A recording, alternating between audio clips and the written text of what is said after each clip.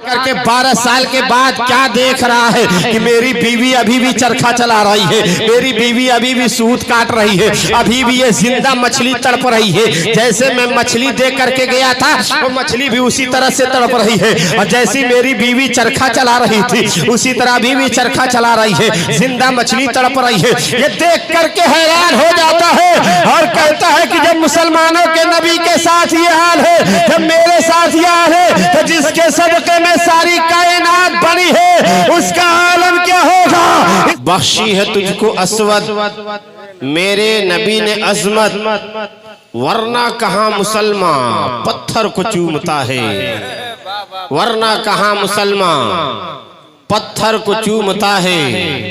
और इन्हीं पत्थरों पे चलकर अगर आ सको तो आओ, इन्हीं पत्थरों पे चलकर अगर आ सको तो आओ। मेरे घर के रास्ते में कोई कहकशा नहीं है, मेरे घर के रास्ते में कोई कहकशा नहीं है। हर दौर का मुअर्रिख देता है ये गवाही, हर दौर का मुअर्रिख देता है ये गवाही। सिक्का मेरे नबी का हर दौर में चला है, सिक्का मेरे नबी का हर दौर में चला है। और भारत के ये कहते हैं शिशकते हुए मंजर, भारत के ये कहते हैं शिशकते हुए मंजर। अरे ये ख्वाजा पिया की ख्वाब की ताबीर नहीं है, हर धर्म के लोगों का यहाँ बराबर। भारत किसी की बाप की जागीर नहीं है, भारत किसी की बाप की जागीर नहीं है। और हर खजाने को वो रत्ती समझकर बेच डालेगा, हर खजाने को वो रत्ती समझकर बेच डालेगा, चंदन को अगरबत्ती समझकर बेच डालेगा। अरे हुकूमत हमने दे दी है एक चाय वाले को, हमें भी चाय की पत्ती समझकर बेच डालेगा। आओ हजरत ग्रामी, थोड़ी देर के लिए मैं आपको हजरत गौस आजम हजरत गौस समदानी अब्दुल कादिर जिलानी रदी अल्लाह ताला अन्हु की बारगाह में लेकर के चलते हैं। हजरत गौस आजम रदी अल्लाह ताला अन्हु जब तकरीर करते थे तो उनके मजमे में जो लोग बैठते थे, भी आगे से लेकर पीछे तक हजरत ग्रामी सब लोग बराबर सुनते थे, इसलिए कि उस वक्त माइक नहीं था, लाइट का इंतजाम नहीं था। लेकिन मेरे मुस्तफा जब बोलते थे तो आगे हजरत गौस समदानी अब्दुल कादिर जिलानी जब बोलते थे तो 70,000 का मजमा हो या 1 लाख का मजमा हो, जितने तेजी के साथ आगे वाले लोग सुनते थे उतना ही तेज समात पीछे वाले लोगों की भी हुआ करती थी। एक मर्तबा की तारीख है, हजरत गौस आजम रदी अल्लाह ताला अन्हु तकरीर कर रहे थे और तकरीर में उनका मिशन क्या था और कौन से मैटर पे तकरीर कर रहे थे, आखिर उनका मौजू क्या था। हजरत ग्रामी हजरत गौस आजम के गौसियत को इनकार करने वाले आज भारत में हो या जितने भी मुल्क हैं उन मुल्कों में इनकार करने वाले हैं, इनकार करते हैं। लेकिन आओ मैं बताता हूँ कि गौस पाक की बारगाह से इनकार करने वाला आदमी जो चलता है उसका हश्र क्या होता है। हजरत गौस आजम तकरीर कर रहे थे और मेरे नबी के मेराज का वाकया बयान कर रहे थे। जैसे बुखारी शरीफ के जुमले हैं उसी तरह से हजरत गौस आजम बयान कर रहे थे कि जब मेरे मुस्तफा मेराज में गए तो जाने में कितना टाइम लगा है, कितना वक्त लगा। नबी को मेराज में जाने में पल भर में लगा है, पल भर में मेरे मुस्तफा मेराज में गए और पल भर में चले आए। बुखारी शरीफ के जुमले यही है कि जब मेरे मुस्तफा मेराज में गए तो जंजीर भी हिलती रही, वजू का पानी भी जारी रहा और बिस्तर भी गर्म रहा। हजरत ग्रामी बुखारी शरीफ के भी जुमले यही है। जितने उलमा है यहाँ पे जितने बैठे हैं ये सब के सब जिम्मेदार आलिमे दीन हैं। हजरत ग्रामी बुखारी शरीफ के जुमले ये हैं कि जब नबी मेराज में गए थे तो पल भर लगा था जाने में, पल भर लगा था आने में। तारीख ये बता रही है कि जब मेरे मुस्तफा मेराज में गए तो पल भर लगा जाने में, पल भर लगा आने में, यानी जंजीर हिलती रही, वजू का पानी भी जारी रहा और बिस्तर भी गर्म रहा। जैसे आज के डेट में कारी अब्दुल कय्यूम साहब ये कहे कि मैं यहाँ से दिल्ली गया, चाहे दुनिया के जितनी भी तेज रफ्तार सवारियां हैं, हजरात ग्रामी पहले तो ट्रेन नहीं थी, पहले हवाई जहाज नहीं थे, एयरबस और रॉकेट नहीं था, लेकिन खच्चरों पे लोग सवारी करके जाते थे, पैदल लोग चला करते थे। लेकिन हजरात ग्रामी आज के इतने रफ्तार और आज के इतने ऊंचाई में चलने वाली रफ्तार सवारियां हैं कि आज घंटों का सफर मिनटों में कर सकते हैं, पूरे दिन भर का सफर घंटों में कर सकते हैं। हजरात ग्रामी 5 दिन का सफर हम 2 घंटे से 4 घंटे 10 घंटे के अंदर अंदर कर लेते हैं। लेकिन वो जमाना ऐसा था मुसलमानों कि उस वक्त तेज रफ्तार सवारियां नहीं थी। लेकिन हजरत गौसे आजम जब यही तकरीर कर रहे थे कि जब मेरे मुस्तफा मेराज में गए तो पल भर में गए, पल भर में चले आए। उसमें बैठने वाला आदमी जितने बैठे थे सब लोगों ने कहा कि गौसे आजम आपने जो कहा बहुत बेहतर कहा,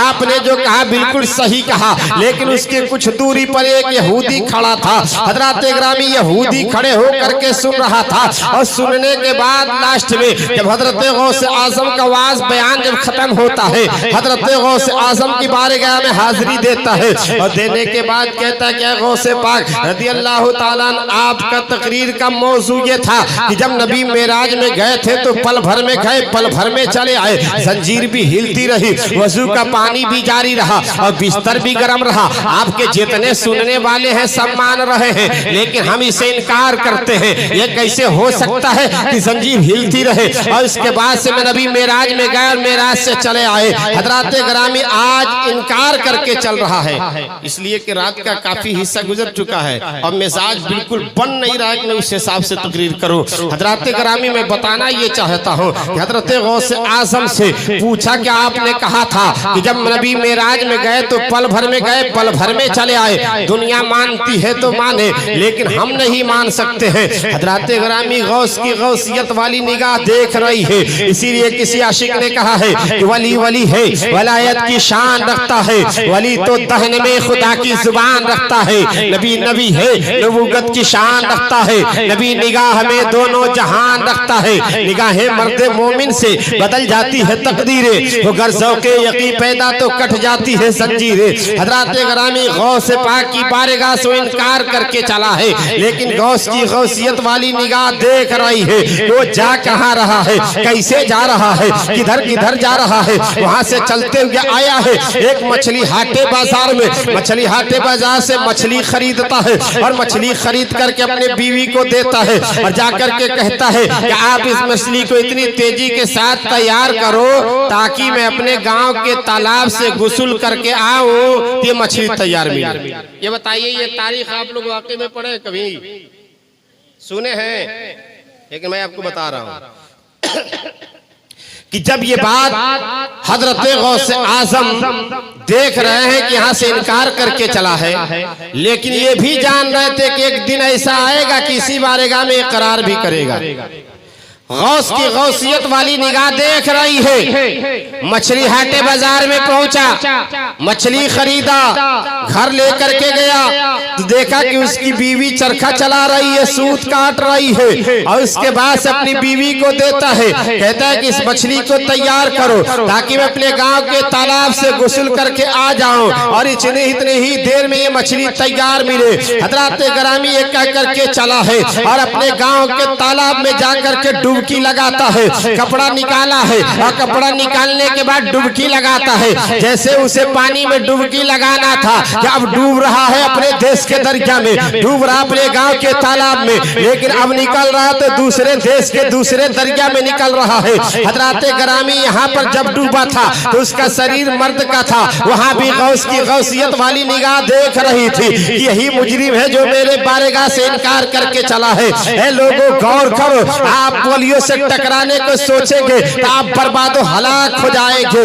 लेकिन मैं कहना चाहता हूं हजरात ग्रामी जैसे ही डुबकी लगाता है अब अपने देश के दरिया से निकल करके नहीं बल्कि दूसरे देश के दरिया में निकल रहा है। अब उसका शरीर औरत का हो जाता है, एक चेहरा औरतों का हो जाता है। इतनी खूबसूरत हसीन लड़की बन करके तैयार है कि उस महल्ले के बादशाह अपने अस्तबल से सवार होकर के घोड़े से निकल रहा है। हजरात ग्रामी दरिया के करीब पहुंचा है। पहुंचने के बाद देखता क्या क्या है कि दरिया में एक खूबसूरत लड़की है जिसका चेहरा देखने के बाद ये लग रहा था कि आसमान का सूरज उसके चेहरे में फिट कर दिया गया है। जैसे लग रहा था कि आकाश का 14वीं का चांद उसके चेहरे में फिट हो गया है। हजरात ग्रामी वो लड़की देख रही है। हजरात ग्रामी उसने कहा, अस्तबल पे सवार होने वाले, घोड़े पर सवार होने वाले, आप मुझे एक कपड़ा पहनाओ, एक कपड़ा इधर फेंको ताकि मैं पहन करके बाहर निकल जाऊं। है लोगों, गौस की गौसियत वाली निगाह वहां भी देख रही है। कपड़ा फेंकता है और कपड़ा फेंकने के बाद वो कपड़ा बदल करके बाहर निकलती है। बाहर निकलने के बाद उसके घोड़े पर सवार होती है और उसके दरबार में पहुंचती है। शरीयत मुतहरा के हिसाब से हजरात ग्रामी उसका अक्द होता है। तारीख ये बता रही है कि 12 साल तक उसके निकाह में रहा और उससे कुछ बच्चे भी पैदा हुए हैं, लेकिन उसके दिल के अंदर एक शौक पैदा होता है कि चलो मैं आज से 12 साल पहले अपने देश के दरिया में डुबकी लगाया था तो मेरा शरीर मर्द का था, लेकिन आज डुबकी लगा करके देखते हैं, हो सकता है कि मेरे मुकद्दर का सिकंदर चमक जाए। हजरात ग्रामी अब उस देश के दरिया में निकल रहा है। बताने का मकसद यह है कि जो नबी के मेराज का वाकया वो इनकार करके चला था कि नबी कैसे पल भर में जा सकते हैं और कैसे पल भर में 7 आसमान के पार करके जा करके आ सकते हैं। तो गौसे पाक को ये दिखाना मकसद था कि जब वली का ये पावर है तो नबी का पावर का आलम क्या होगा। जिस मुस्तफा के सदके में जमीन बनाई गई, आसमान बनाया गया, चांद बनाए गए, सूरज बनाए गए, सितारे बनाए गए। हजरात ग्रामी जिसके सदके में सारी दुनिया को बनाई गई है,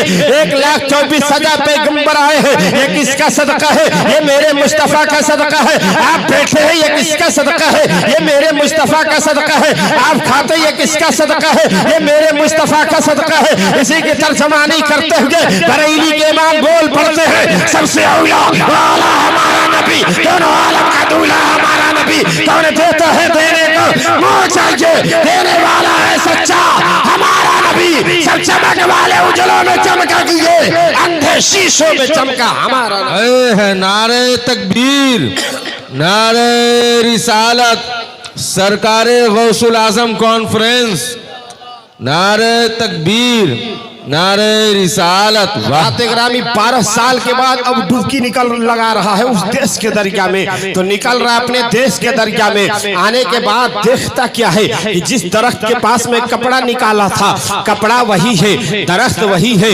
हजरात ग्रामी देखा कि जमाना वही है। अब हैरत में पड़ गया कि जब मेरे साथ ये हो सकता है तो मुसलमानों के जो नबी हैं उनके आलम क्या हो सकता है। वो हैरत में पड़ गया कि आज से 12 साल पहले मैं यहाँ पे कपड़ा निकाला था तो कपड़ा भी वही है, दरख्त भी वही है, जमाना भी वही है। हजरात ग्रामी निकलने के बाद आता है, तब देख क्या रहा है कि मेरा शरीर एक मर्द का हो गया है। हजरात ग्रामी कपड़ा निकालने के बाद पहना है, पहन करके घर आया है। आने के बाद देख क्या रहा है, यहाँ भी मेराज का ही वाकया समझाया जा रहा है। हजरात ग्रामी समझाना मकसद था कि तुम गौसे पाक के बारगाह से निकल करके आए हो इनकार करके, लेकिन अब इकरार करने के लिए आए हो। तो आकर के 12 साल के बाद क्या देख रहा है कि मेरी बीवी अभी भी चरखा चला रही है, मेरी बीवी अभी भी सूत काट रही है, अभी भी ये जिंदा मछली तड़प रही है। जैसे मैं मछली देख करके गया था वो मछली भी उसी तरह से तड़प रही है, और जैसी मेरी बीवी चरखा चला रही थी उसी तरह बीवी चरखा चला रही है, जिंदा मछली तड़प रही है।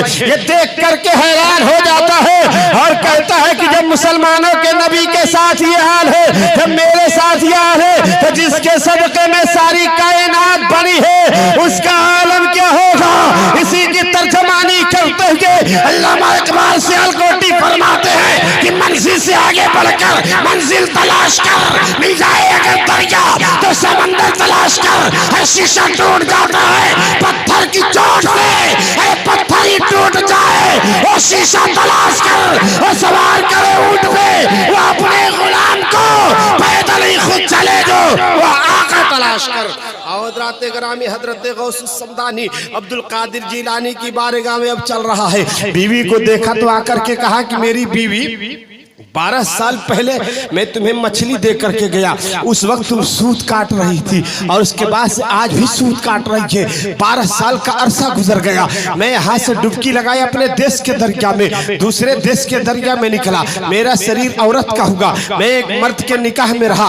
12 साल तक निकाह में रहने के बाद मुझसे कुछ बच्चे भी पैदा हुए और उसके बाद से मैं आया हूँ तो देख रहा हूँ कि अभी भी चरखा चला रही है, अभी भी सूत काट रही है, अभी भी मछली जिंदा तड़प रही है। आखिर ये माजरा क्या है? उसकी बीवी कहती है, अरे नादान तुम क्या और फल बातें बक रहे हो? कहती है कि तुम लग रहा है कि पागल हो गया है, तुम और फल बातें बक रहे हो। हजरात ग्रामी तो उसकी बीवी ने जब इतना कहा तो उसने कहा कि सुनो, मेरे साथ एक माजरा हुआ था। मैंने देखा कि एक 80 साल या 70 साल का एक बुजुर्ग आदमी है जिसका चेहरा सफेद है, एकदम खूबसूरत है, जिसके चेहरे पर दाढ़ी है, सफेद दाढ़ी है, और वो बयान कर रहा था, ये नबी का वाकया बयान कर रहा था कि नबी मेराज में गए हैं तो पल भर में गए हैं, पल भर में चले आए हैं। तो सभी लोगों ने इकरार किया है, लेकिन मैं वहां से इनकार करके चला हूं। तो उस औरत को भी मालूम था कि वो कोई और नहीं है, हो सकता है कि हजरत अबू सालेह का बेटा हो और हजरत अब्दुल्ला सौमई का नाती हो। हजरत ग्रामी वो तो बचपने से अपनी बहुत सारी करामतें दिखाते थे।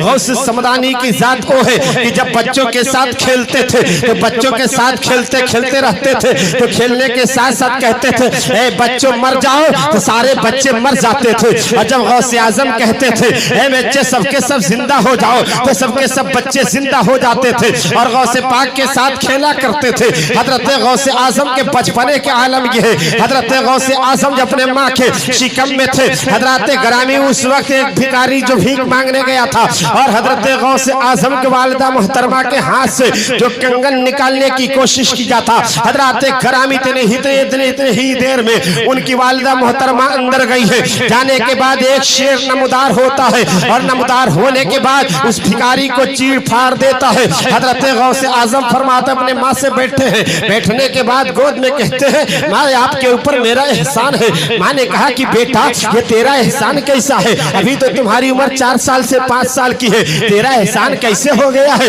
हजरत गौसे आजम कहते हैं कि मेरी माँ क्या आपको नहीं मालूम है कि आप अपने घर में थी और एक भिखारी भीख मांगने के लिए आया था और भीख मांगने के लिए जैसे आया आपने अशरफिया बढ़ाई, इतने ही देर में आपके हाथ का कंगन निकालने की कोशिश किया था, क्या आपने नहीं देखा था? माँ ने कहा कि हाँ बेटा मैंने देखा था। अब उनकी वालिदा मोहतरमा कहती है हाँ ऐसा हुआ था मेरे साथ। गौसे आजम कहते हैं कि देखो ए मेरी माँ क्या आपको मालूम है कि आपके घर से एक शेर नमदार हुआ था और उस भिखारी को चीर फाड़ दिया था? हजरत ग्रामी तो कहती हाँ मेरे बेटे ऐसा हुआ है, मैं अपने घर में थी, भिखारी ने भीख मांगा, मैंने अपने भीख दिया अपने हाथ से, मेरे हाथ का कंगन निकालने की कोशिश किया, इतने ही देर में शेर एक निकला और निकलने के बाद चीर फाड़ दिया है। हजरत ग्रामी कहते हजरत गौसे आजम के मेरी माँ ये मेरा एहसान है आपके ऊपर, रब्बे कायनात ने मुझे माजदाद वली बना करके भेजा है। ऐ लोगों गौर करो ये बचपने के आलम है।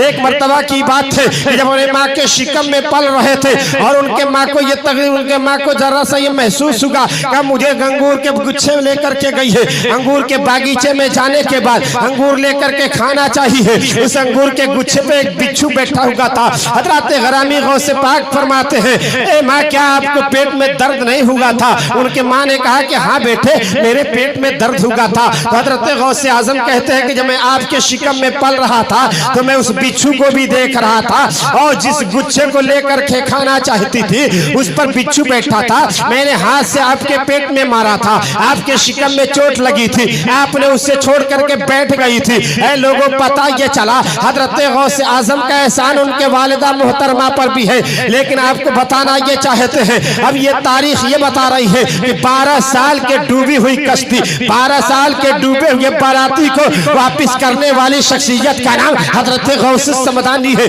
अब्दुल कादिर जिलानी है। जो 12 साल के वक्त में जो 12 साल पहले डूबी हुई कश्ती थी वो तो कश्ती भी खत्म हो गई थी, उसमें जो सवार थे सब लोग मर मिट गए थे, लेकिन उस 12 साल के डूबी हुई कश्ती को मेरे गौसे आजम ने वापस किया है। हजरत ग्रामी तो गौसे आजम ने मुर्दों को जिंदा किया है और जब चाहे तो जिंदों को मुर्दा किया है। जब बचपने में खेलते थे तो बच्चों को कहते थे कि मर जाओ, सबके सब मर जाते थे, और जब कहते थे जिंदा हो जाओ तो सबके सब जिंदा हो जाते थे। तो किसी आशिक ने कहा है कि निगाहे मर्दे मोमिन से बदल जाती है तकदीरें, अगर ज़ौक़े यकी पैदा तो कट जाती है जंजीरें। अब ये सारी बातें उसकी बीवी सुनती है। बीवी सुनने के बाद कहते हैं कि चलो वो किसी और के बारगाह नहीं है, हो सकता है कि गौसे आजम की बारगाह हो। वो लेकर के चलती है गौसे आजम की बारगाह में। तो यहाँ भी देख क्या रहा है हज़रात गिरामी, वो देख रहा है कि आज से 12 साल पहले जो वाक़या बयान कर रहे थे उस हज़रत गौसे आजम, जो वाक़या 12 साल पहले बयान कर रहे थे, वही वाक़या आज भी बयान कर रहे हैं। इसलिए कि ही वाक़या बयान कर रहे थे कि नबी मेराज में गए तो पल भर में गए, पल भर में आए, यानी 12 साल तक रहा और 12 साल के बाद वापिस हुआ तो उसकी बीवी सूद काट रही है, चरखा चला रही है, जिंदा मछली तड़प रही है। और गौसे आजम अभी वही वाक़या बयान कर रहे हैं। हे लोगों, मेरे गौसे आजम की बहुत सारी करामतें हैं, अगर बयान किया जाए तो रात खत्म हो सकती है। गौसे आजम की करामतें खत्म नहीं हो सकती है। क्या आपको नहीं मालूम है हजरत इब्ने हजर अस्कलानी जिनकी तारीख में आता है कि हजरत गौसे आजम जब तकरीर कर रहे थे, वाज बयान कर रहे थे, इतने ही देर में रब्बे कायनात ने हजरत गौसे आजम को कहा, हे गौसे आजम, हे मेरे वली, कह दो कि सारे वलियों के कंधे पर गौसे आजम का कदम है। हजरत गरामी उस वक्त हजरत ख्वाजा गरीब नवाज कहाँ थे? खुरासान के इलाके में थे। उस वक्त जब सुने हैं, अब देखो कि वलियों का कनेक्शन कैसे होता है। वली गौसे पाक कहाँ है, गरीब नवाज कहाँ है, हजरत मखदूम अशरफ सिमनानी कहाँ है, ये जितने वली हैं ये वलियों का कनेक्शन कैसे है। जैसे आप यहाँ पे बैठे हैं, मोबाइल उठाते हैं, अमेरिका में बात कर लेते हैं, मोबाइल उठाते हैं, सऊदी अरबिया में बात कर लेते हैं। हजरत गरामी इसी तरह का वलियों का कनेक्शन है। हजरत गौसे आजम तकरीर कर रहे हैं और खुरासान में बैठे हुए वली सुन रहे हैं। पाकिस्तान, जर्मन, जापान में बैठने वाला वली वो सुन रहा है। हजरत गौसे आजम ये बयान कर रहे थे तो रब्बे कायनात ने कहा कि गौसे आजम, आप ये कह दो कि सारे वलियों के कंधे पर गौसे आजम का कदम है। हजरत गौसे आजम कहते हैं, इसमें जितने बैठे हैं ये तो सबके सब वली बैठे हैं, मुझे हुक्म क्यों हो रहा है? फिर कहते हैं कि फिर हुक्म होता है। हजरत गौसे आजम थोड़ी सी दम्मी साध लेते हैं, फिर तीसरी मर्तबा हुक्म आता है, ए गौसे आजम, आप कह दीजिए कि सारे वलियों के कंधे पर गौसे आजम का कदम है। ए लोगों, गौसे आजम ने कहा तो सारे वलियों ने कहा, ए गौसे आजम, आपका कदम मेरे कंधे पर नहीं बल्कि मेरे सर और आंखों पर भी है।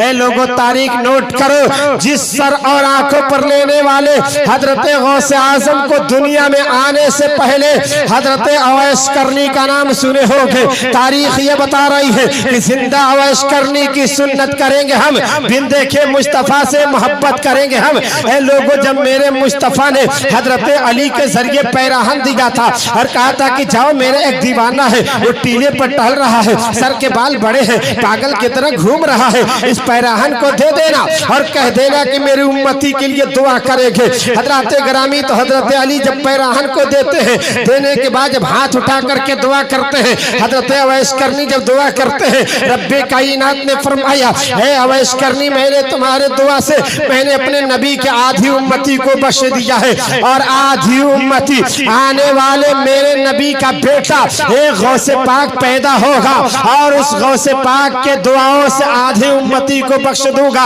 हजरत गरामी तो हजरत अवैस करनी कहते हैं, हे मौला, वो गौसे पाक कैसा होगा, वो कौन होगा? हजरत गरामी तारीख ये बता रही है कि रब्बे कायनात ने फरमाया कि मेरा बेटा, मेरा नबी का बेटा, यानी हजरत गरामी हजरत इमाम हसन और इमाम हुसैन के जरिए हसनी भी होगा और हुसैनी भी होगा। हे लोगों, तारीख नोट करो, हजरत गरामी हजरत गरीब नवाज भी हसनी है और हजरत गरीब नवाज भी हुसैनी है। हे लोगों, तारीख अब शॉर्ट करके आपको बताना चाहता हूँ। हजरत गरामी के हजरत गौसे आजम की तारीख नोट करो, हजरत इब्ने हजर अस्कलानी है, तारीख ये बता रही है कि सारे वलियों ने कहा कि मेरा आपके कंधे पर नहीं बल्कि मेरे सर और आंखों पर भी आपका कदम रहेगा। लेकिन इब्ने हजर अस्कलानी मक्की कहते हैं, हे गौसे आजम, आपका कदम मेरे कंधे पर नहीं होगा। हजरत गरामी गैब से आवाज आती है, गैबी से आवाज आती है कि गौसे आजम कह दो कि अगर मेरा कदम तुम्हारे कंधे पर नहीं होगा तो तुम्हारे कंधे पर खिंजीर का कदम होगा। हे लोगों, गौसे पाक ने जब ये कहा तो कितनी दूरी पर हजरत इब्ने हजर अस्कलानी कितनी दूरी पर थे? लगभग 250 किलोमीटर की दूरी पर थे। लेकिन वलियों का कनेक्शन कैसा है? वली वली है, वलायत की शान रखता है। वली तो दहन में खुदा की जुबान रखता है। नबी नबी है, नबूवत की शान रखता है। नबी निगाह में दोनों जहान रखता है। निगाह मर्द मोमिन से बदल जाती है तकदीरें, अगर ज़ौक़े यक़ीन पैदा तो कट जाती है जंजीरें। ये लोग हजरत इब्न हजर अस्क़लानी वहाँ पे इनकार करते हैं और कहते हैं कि आपका कदम मेरे कंधे पर नहीं। गौसे आजम को हुक्म होता है कि कह दो तो तुम्हारे कंधे पर अगर गौसे आजम का कदम नहीं होगा तो तुम्हारे कंधे पर खंजीर का कदम होगा। हजरात ग्रामी कुछ लोग होते हैं जो पीर कैसा हो, चाहे लोटा पीर हो, झोटा पीर हो, सोटा पीर हो, जैसा भी पीर हो, लोग उसके मुरीद हो जाते हैं, उसके पीछे पीछे चलते हैं। जिसे डरार पे चलना नहीं आता है वो पुल सिरात पे आपको कैसे चलाएगा। है लोगों जरा उसके बारे में सोचो। जो रमजान के महीने में रोजा न रखता हो, हर रोजा न रखता हो, नमाज एक वक्त की न पढ़ता हो, ऐसे पीरों की हम गुलामी करते हैं। लेकिन मैं कहता कि सुनो, अगर हकीकत में मुरीद होता है ये कहता है कि चलो पीर जैसा भी हो लेकिन मेरा पीर है। वहाँ पे लोगों ने देखा जब वहाँ से हजरत इब्न हजर अस्क़लानी हज का इरादा फरमाते हैं और वहाँ से हज के लिए सफर में निकलते हैं। निकलने के बाद साथ साथ कुछ मुरीद भी निकल जाते हैं। आगे जाने के बाद देखते क्या है कि खूबसूरत लड़की है ईसाई की। हजरत ग्रामी वो ईसाई की लड़की है जो खंजीर चला रही है, वो बड़ी खूबसूरत है। उसकी खूबसूरती देख करके हजरत इब्न हजर अस्क़लानी उसकी तरफ माइल होते हैं, दीवाना होते हैं। होने के बाद उसके करीब जाते हैं। जाने के बाद कहते हैं, ए लड़की मैं तुमसे शादी करना चाहता हूँ, क्या तुम्हें मंजूर है? उस लड़की ने कहा कि हाँ, मगर मेरी शरीयत के मुताबिक, मेरे मजहब के मुताबिक होगा। हजरत इब्न हजर अस्क़लानी फरमाते कि बताओ तुम्हारा मजहब के एतबार से कैसे शादी होगी? तो उस लड़की ने बताया कि हमारे मजहब में शादी इस तरह से होती है कि लड़का खंजीर के बच्चे को कुछ दिन चराता है और उसके बाद से अपने कंधे पर लेकर के चलता है और उसे गिरजा घर में लेकर के जाया जाता है और गिरजा घर में उसे ज़बह किया जाता है। वो ज़बह करता है और उसके बाद से उसके हाथ में, एक हाथ में शराब की बोतल दी जाती है और एक हाथ में गोश्त का प्याला दिया जाता है।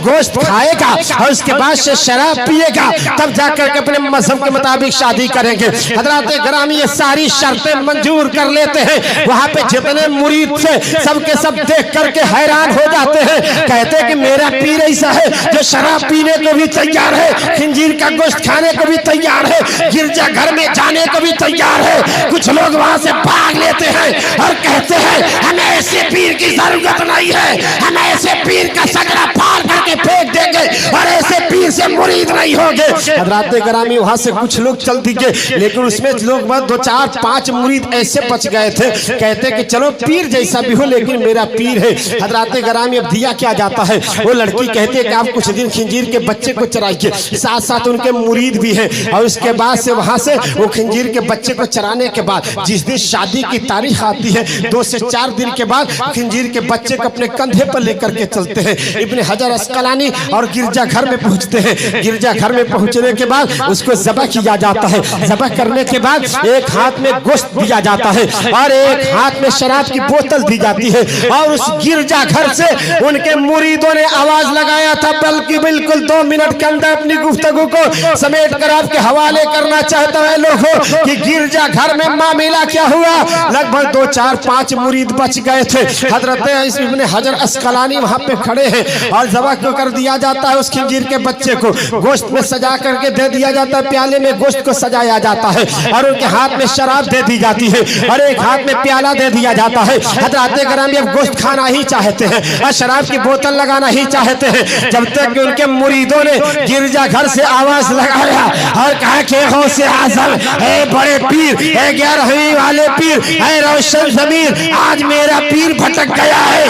आज गिरजा घर में आकर के जो हमारी शरीयत नहीं कहती है उसे करने को तैयार है। आप मेरे पीर को माफ कर दीजिए। गिरजा घर की आबादी, गिरजा घर की दूरी वहां से 150 किलोमीटर की दूरी पर है और गौसे पाक 150 किलोमीटर दूर है। यहाँ से उनके मुजरिमों ने जब ये आवाज लगाया, पीर के मुरीदों ने आवाज लगाया, हे गौसे आज़म आज मेरे पीर को बचा लीजिए, तो गौसे आज़म ने वहीं पर माफ कर दिया और कहते कि जाओ जाओ तुझे माफ करता हूँ। जिसे माफ करना था उधर गौसे आजम माफ करते हैं, इधर अपने हाथ के बोतल को फेंक देते हैं और शराब के गोश्त के प्याले को फेंक देते हैं और सोचने पर मजबूर हो जाते हैं, हम तो चले थे हज के लिए और हम आ कहाँ गए हैं, हमारे मुरीद भी यहाँ आ गए हैं। गोश्त को फेंक देते हैं, शराब की बोतल को फेंक देते हैं और तौबा करते हैं और अपने मुरीदों से कहते हैं, हे मुरीदों, अब मेरे हाथ में हथकड़ी लगाकर और पैर में बेड़ी डाल करके हमें जिस बारगाह के मुजरिम में हुए हो उस मुजरिम के उसके बादशाह के बारगाह में लेकर के चलो। सारे मुरीदों ने हाथ में हथकड़ी पैर में बेड़ी डाल करके खाने काबा के तवाफ करने की नहीं बल्कि गौसे आजम के बारगाह में लेकर के पहुंचते हैं। हजरत गौसे आजम देखते हैं, देखने के बाद कहते हैं, ए मुरीदो, तुम लोग तो जो गिरजा घर से आवाज लगाया था मैंने तो तुम्हारे पीर को वहीं पर माफ कर दिया था, यहाँ पे लाने की क्या जरूरत है। तो उनके मुरीदों ने कहा कि हजरत मेरे हुजूर ये कहे कि हमें खाने काबा की तवाफ करने की जरूरत नहीं है, जिसका मैं मुजरिम हूँ मेरे हाथ में हथकड़ी डालकर पैर में बेड़ी डालकर मुझे घिसेटते हुए लेकर के चलो गौसे पाक की बारगाह में, ताकि गौसे पाक को मेरे ऊपर रहम आ जाए और मेरी इस लग्जिश गलती को माफ कर दे। हजरत ग्रामी इसीलिए किसी आशिक ने क्या ही खूब कहा है कि इश्क़ नबी में ऐसा करिश्मा दिखाई दे, अरे उठी नजर जिधर तो मदीना दिखाई दे और आंखों में खाक तैयबा लगाए हुए अगर अंधा भी हो तो अर्शे मो अल्लाह दिखाई दे और मेरी नमाज इश्क़ अदा हो तो इस तरह कि सजदा करूं तो सजदे में मौला दिखाई दे और ऐसा करो तिलावत कुरान मोमिनो कि मेरे रसूल पाक का चेहरा दिखाई दे। हजरत ग्रामी आज बड़ा अफसोस होता है, हजरत ग्रामी जलसे रोज होते हैं, तकरीरें रोज होती है, वाज बयान रोज होते हैं, जुमा में खिताब होते हैं, हजरत ग्रामी शादी में खिताब, निकाह में खिताब, यानी हर जगह खिताब होता है, मगर हमारे मुआशरे में बुराइयों का खात्मा नहीं होता है। हजरत ग्रामी आज माइक भी है, लाइट भी है, हर चीज का इंतजाम है, लेकिन हमारे मुआशरे से बुराई खत्म क्यों नहीं होती है। हजरत ग्रामी पहले के जो लोग थे, हजरत ग्रामी जब वो तकरीर करते थे तो तकरीर सुन करके लोग नबी का आशिक बन जाया करते थे। जब वो तकरीर करते थे तो तकवा और परहेजगारी ऐसी आती थी तो अल्लाह का महबूब बंदा हो जाता था। लेकिन ये लोगों आज हमारे मुआशरे में सुनने वालों का भी वही हाल है और सुनाने वालों का भी वही हाल है। हजरत ग्रामी हकीकत में अगर हम नमाज के पाबंद हो जाए, रोजे के पाबंद हो जाए, तकवा गुजार हम हो जाए और उसके बाद से हम खिताब करेंगे, इंशाअल्लाह मेरा खिताब जो होगा आपके दिल पे असर करेगा और आपके दिल पे असर करने के बाद आप मस्जिद से बाहर नहीं रहेंगे बल्कि मस्जिद में आप सजदों से अपनी पेशानी को सजा लेंगे, अल्लाह की बारगाह में झुक करके गिरियाजारी करके बारगाह मौला में दुआ करेंगे कि मौला हम गुनहगार हैं, खताकार हैं, सियाकार हैं, बदकार हैं, डूबे हुए जिल्लत में है, कुछ भी है मौला तेरे महबूब के उम्मत में है, मौला अपने महबूब के सदक़े में मेरी गलती को माफ कर दे, मेरी गलती को लग्जिश को माफ कर दे। हजरत ग्रामी तो खिताब इस तरह का होना चाहिए, लेकिन हजरत ग्रामी बहुत कम वक्त में लेकर के मैं आपके साथ बड़ी तेजी के साथ बहुत फास्ट बयान किया। हो सकता है कि मेरी तकरीरें आपके सर के ऊपर से कुछ बाउंस कर गई हो, लेकिन हमारी कमी नहीं है, ये सारी कमी आपकी है कि 3.5 घंटा से बैठा करके और 3 बजे 2 बजे के वक्त में मौका दिए हैं। हजरत ग्रामी तो मैं कहना चाहता कि सुनो, तारीख ये बता रही है अगर नबी का आशिक बनना है, आज मेरे नबी पर कीचड़ उछाले जा रहे हैं, मेरे नबी के नामूस पर अब मेरे नबी को गालियां बकी जा रही है। हजरत ग्रामी इस पे हम खामोश बैठे तमाशाई बन करके देख रहे हैं। हजरत ग्रामी पहले के लोग जो तकरीर सुनते थे तो तकरीर सुन करके नबी का आशिक बनते थे और नबी की शान में अगर कोई गुस्ताखी करता था तो सीधे उसका सर कलम कर देते थे और कहते थे हम नबी के लिए हैं, नबी हमारे लिए है, जीना भी नबी के लिए, मरना भी नबी के लिए, हमारे भी यहाँ नबी के लिए, हम यहाँ से उठेंगे भी तो नबी के लिए। लेकिन हमारा और आपका मिशन क्या है? हमें 10 साल के बजाय 20 साल जीने का मकसद है। हम कहते हैं कि 10 साल के बाद मरना ही है, 20 साल के बाद मरना ही है, तो क्यों न हो कि हम नबी के आशिक बन करके मरे। हजरत ग्रामी फिर कभी मौका मिला तो इसके मुतालिक से मैं खिताब करूंगा। किसी आशिक ने क्या ही खूब कहा है कि उनकी महक ने दिल के गुंचे खिला दिए हैं, जिस राह चल दिए हैं कूचे बसा दिए हैं, वल्लाही क्या जहन्नम अब भी न सर्द होगा, रो रो के मुस्तफा ने दरिया बहा दिए।